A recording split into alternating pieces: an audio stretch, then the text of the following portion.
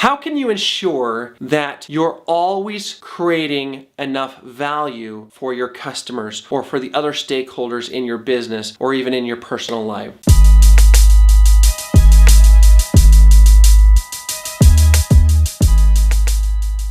Welcome back, Prosperity Creators. My name is Levi McPherson. I am the founder of the Prosperity Gym.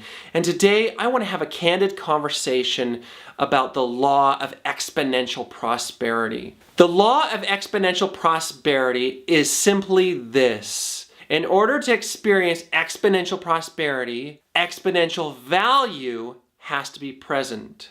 What's the difference between prosperity and exponential prosperity? Naturally, the understanding is that exponential means that not only does it continue or perpetuate, but it also compounds as it goes. How do we accomplish this? When we're trying to create value for ourselves, for our customers, for our team members, etc., we need to understand exactly how value is created. Now, I call individuals within the Prosperity Gym value creators for a reason. Because you're the individuals that are part of the noble profession. Meaning you stepped forward, you stepped up and said, I will be the one to create that value. I will take ownership of that.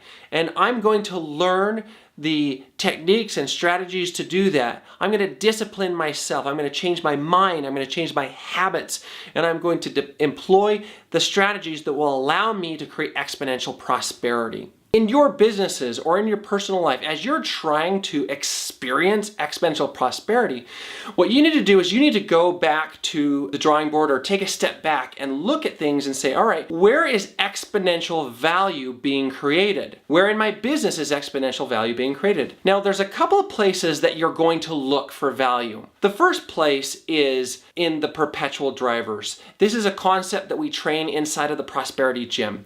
So this is the story that we've told before about Amazon and Jeff Bezos, that when Jeff Bezos wanted to jump in on the opportunity of the internet because it was growing at a adoption rate of over 3,000% a month, he looked at it and he asked himself one very basic question: what won't change? He said, what won't change within the next 10 to 20 years? Well, perpetual drivers are more encompassing than that. And perpetual drivers are something that won't change ever. And the reason they don't change ever is they're based in human needs, human desires and human needs.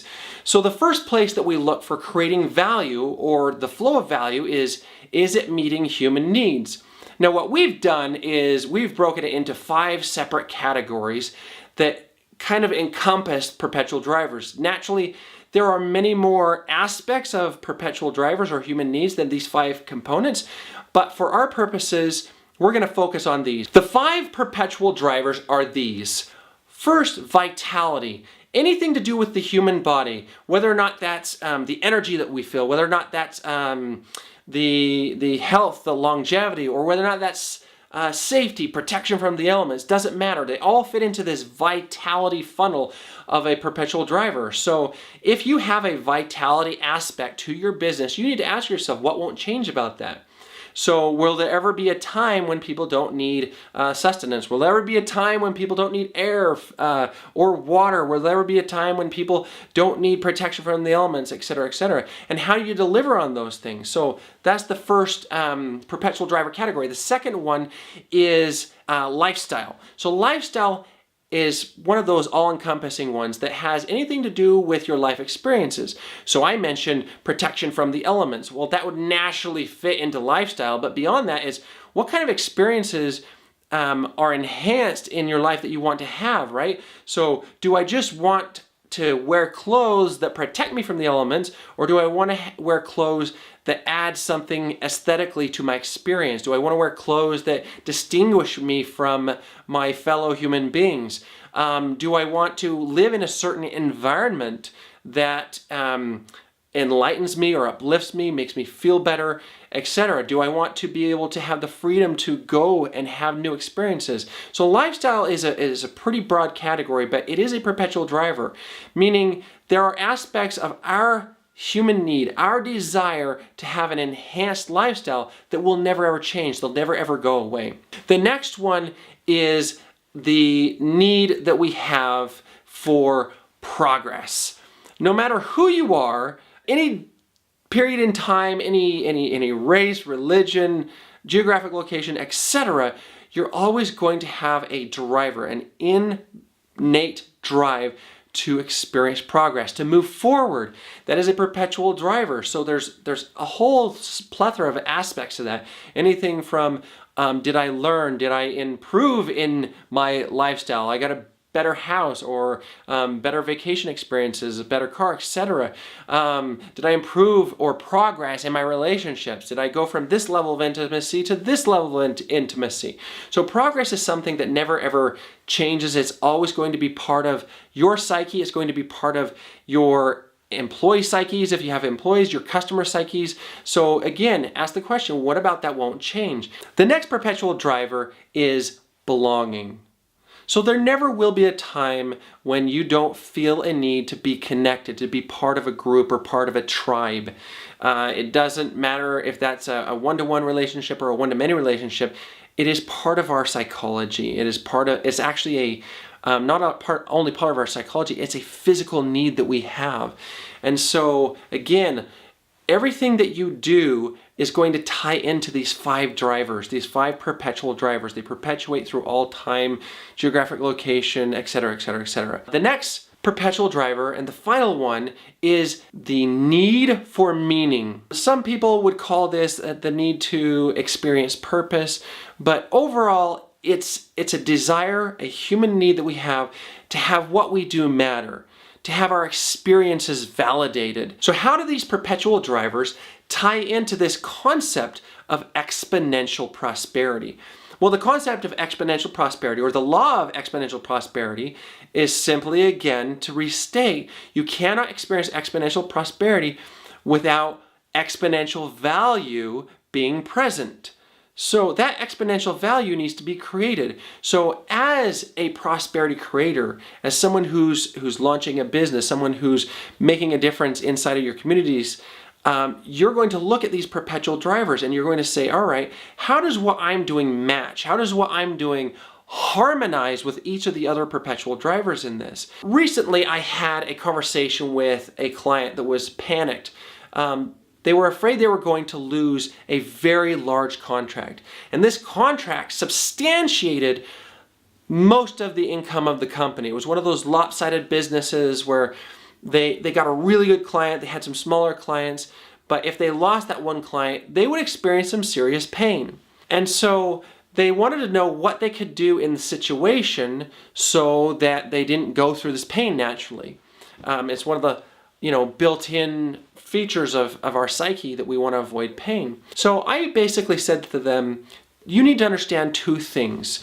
The first thing that you need to understand is if you have this sense, this worry that you might lose this contract, it's only because of one of a couple of reasons. Number 1, it's perhaps because inside your consciousness, you feel that you haven't created enough value. Or the other end of the spectrum is because the expectation from your client is that you haven't created enough value. They feel that what they're putting out, they're not receiving back. So I've talked before about the law of exchange, which is simply this. We won't make an exchange with anyone unless we perceive it to be of higher value. In this circumstance, that first thing that that he needed to understand was, what is the expectation of value? And then the other thing that he needed to understand is, if I am truly creating exponential value, it won't matter whether or not this client stays or not. What will matter is if I'm putting it out there, I can easily go and replace that client. So basically, I gave him some direction and tools to go in to both save the contract by understanding how value is really being created in the relationship, as well as some tools to generate additional clients that are on the same level or even better than that. And this is pretty much how it goes down. Never be afraid to ask how your value is being received. So basically what I explained to him is when you go into this conversation, have the magic wand conversation. If you had a perfect scenario, a perfect circumstance where you are receiving exactly what you feel that you are paying for, what you're exchanging for, what would that look like? Once you go through that process, you understand exactly what their expectation is. And remember, those expectations tie into perpetual drivers. So if you ask that question, what is the value that you're expecting out of this? Then you can actually one-up it. You can take it to the next level. After you've confirmed, is this, so if you received everything here that you've just described, would you feel that you had received all the value that you're exchanging for? Yes, I feel that that would be the case. Then you need to take it a step up. This is where you apply the value enhancers, where you say, okay, I understand how you're expecting the value to be created. What if we could actually improve upon that value? What would that look like?